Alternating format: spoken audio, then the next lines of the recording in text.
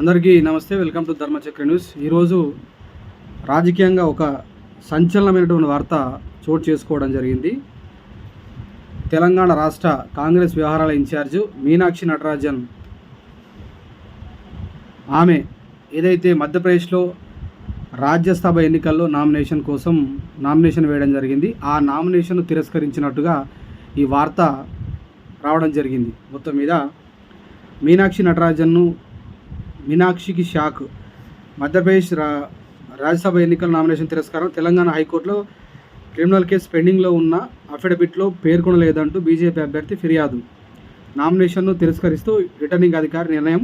కాంగ్రెస్ ఆగ్రహం. ఈసీకి ఫిర్యాదు చేసేందుకు ప్రయత్నం. కార్యాలయంలోకి అనుమతించకపోవడంతో నిరసన. అక్కడే ధర్నా చేయడం జరిగింది. అజిటేషన్ చేసిరు.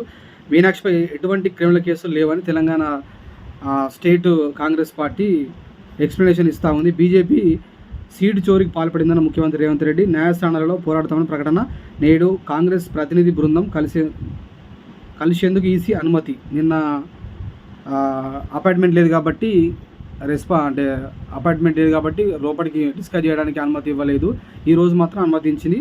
ప్రజాస్వామ్యాన్ని కూను చేసిన బీజేపీ అని మీనాక్షి నటరాజన్ గారు ఆమె బీజేపీని కౌంటర్ చేస్తూ ఉన్నాడు. ఇక్కడ ముఖ్యమైన వార్త ఇది. పొలిటికల్గా దీన్ని మనం డిస్కస్ చేద్దాం. తెలంగాణ కాంగ్రెస్ వ్యవహారాల ఇన్ఛార్జి మీనాక్షి నటరాజన్కు రాజ్యసభ ఎన్నికల్లో షాక్ తగిలింది. మధ్యప్రదేశ్ నుంచి రాజ్యసభ అభ్యర్థిగా మీనాక్షి నటరాజన్ బరిలో దిగా రిటర్నింగ్ అధికారి ఆమె నామినేషన్ తిరస్కరించారు.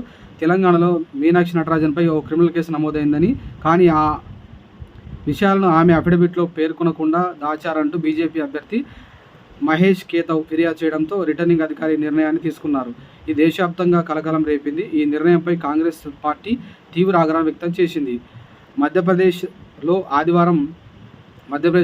అధికారంలో ఉన్నటువంటి బీజేపీ ఎన్నికల్లో గెలవలేకనే ఇట్లాంటి కుట్రకు తెరదీపిందని చెప్పేసి కాంగ్రెస్ పార్టీ అంటుంది. గాంధీవాది అయినటువంటి మీనాక్షి ఆమెను ఎదుర్కోలేకనే క్రిమినల్ కేసులు పేరుతో ఆమెను అడ్డుకునే ప్రయత్నం చేస్తున్నారని ఆగ్రహం వ్యక్తం చేశారు.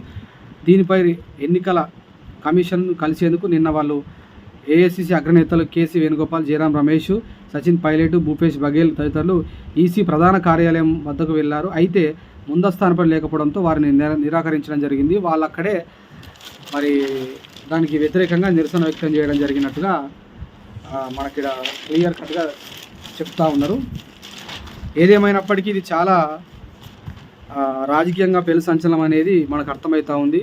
అక్కడ లోకల్ గవర్నమెంట్ అయితే మధ్యప్రదేశ్లో బీజేపీ గవర్నమెంటే ఉన్నది. ఆ బీజేపీ గవర్నమెంటు మరి ఈ చిన్న కేసు విషయం లోపల మరి అది ఆ కేసు నిజంగా అయిందా లేదా అని కూడా ఇప్పుడు మనం మాట్లాడదాం. సిబ్బంది అడ్డుకున్నారు. దీని కార్యాలయం వద్ద ధర్నాకు దిగారు. ఎన్నికల కమిషన్ బీజేపీకి అనుకూలంగా అనుబంధ సంస్థగా మారిందని, వాళ్ళు మొత్తం మీద ప్రజాస్వామ్యాన్ని కూని చేసిందని మొత్తం మీద అనడం జరిగింది. నిరాహార దీక్ష చేసి మొత్తం మీద వాళ్ళను అరెస్ట్ చేసి పంపించడం జరిగింది. బలం లేకపోయిన బీజేపీ మూడో అభ్యర్థి. 230 అసెంబ్లీ స్థానాల మధ్యప్రదేశ్లో 3 రాజ్యసభ స్థానాలకు ఈ నెల 18 ఎన్నికలు జరగనున్నాయి. 164 మంది ఎమ్మెల్యేలు ఉన్న అధికారంలో బీజేపీ 2 స్థానాలు, 63 మంది ఎమ్మెల్యేలు ఉన్న కాంగ్రెస్ 1 స్థానం దక్కే అవకాశం ఉండగా కమలం పార్టీ 3 కూడా బరిలో దించింది. అంటే ఇది మొత్తం మీద కావాలనే చేసినట్టుగా మనకు అర్థమవుతూ ఉంది. వాళ్ళకైతే వాళ్ళ బలం ప్రకారం అయితే 164 స్థానాలు బీజేపీకి ఉంటే 63 స్థానాలు కాంగ్రెస్ పార్టీకి ఉన్నాయి. అంటే కాంగ్రెస్ పార్టీకి తప్పకుండా 3 స్థానాల్లో కూడా ఒక స్థానం వచ్చే అవకాశం ఉంది. కానీ అయినా కూడా మూడో అభ్యర్థిని దించిందంటేనే ఇక్కడ క్లియర్ కట్గా అర్థమైంది ఏంటంటే బీజేపీ ఇలాంటి నామినేషన్ తిరస్కరించడానికి ప్రధానంగా ఆ సీటును చోరీ చేయడానికి అనేటువంటి దాన్ని మనకు స్పష్టంగా అర్థమవుతూ ఉన్నది. మొత్తం మీద తిరస్కరణ గురైన తర్వాత బీజేపీ ఇక మొత్తం ఏకగ్రీవంగా గెలుచుకునే పరిస్థితులు కనిపిస్తున్నాయి. మొత్తం మీద వాళ్ళే ఇక యునానిమస్గా చేసే ప్రయత్నం చేస్తారు. మొత్తం మీద ప్రజాస్వామ్యం బుట్ట దాఖలే కూని.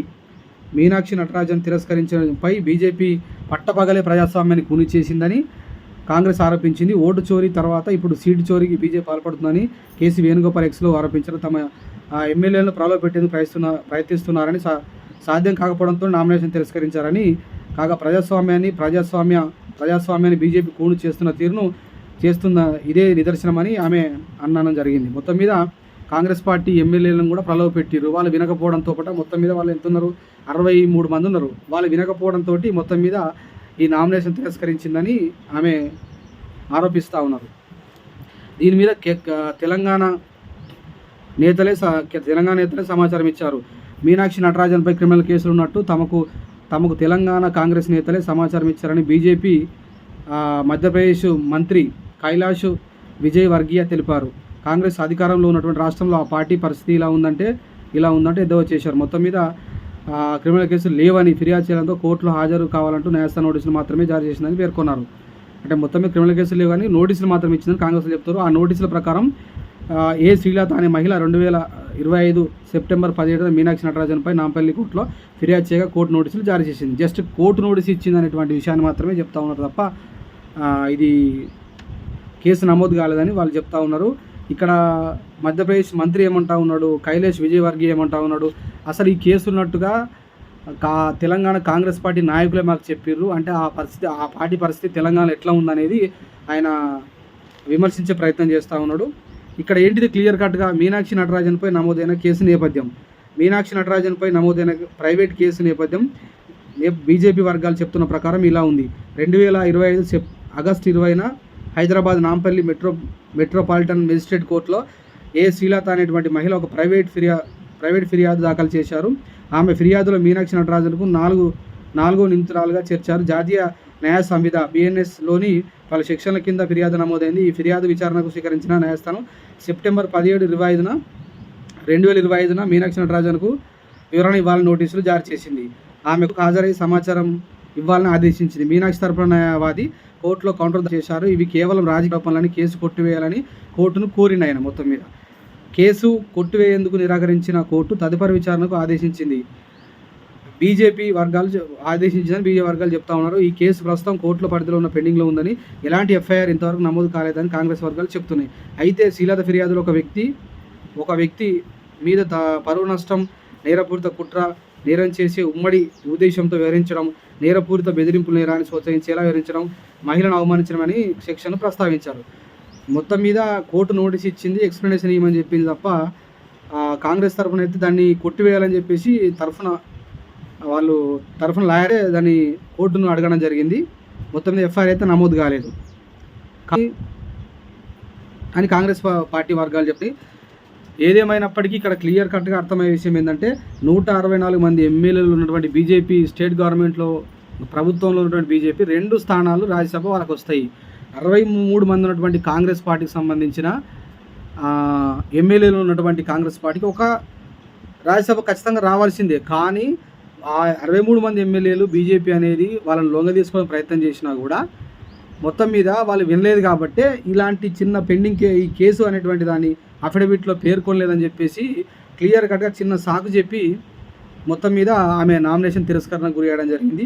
ఈరోజు కాంగ్రెస్ పార్టీ బృందం మొత్తం పోయినప్పటికీ ఆల్రెడీగా అది అయిపోయినట్టే, న్యాయ పోరాటం చేస్తూ ఉన్నప్పటికీ వాళ్ళు మొత్తం మీద ఏకగ్రీవంగా చేసే ప్రయత్నాలు చేస్తూ ఉన్నది. మొత్తం మీద ఒక స్పష్టంగా రాజకీయంగా ఇది ఎదుర్కోలేకనే ఆ సీటును చోరీ చేయడానికి అనేది ఇక్కడ కరెక్ట్గా కాంగ్రెస్ పార్టీ చేస్తున్నటువంటి ఆరోపణ. ఇది ఈరోజు దేశవ్యాప్తంగా సంచలనంగా మారినటువంటి మీనాక్షి నటరాజన్ నామినేషన్ తిరస్కరణకు సంబంధించినటువంటి అంశం.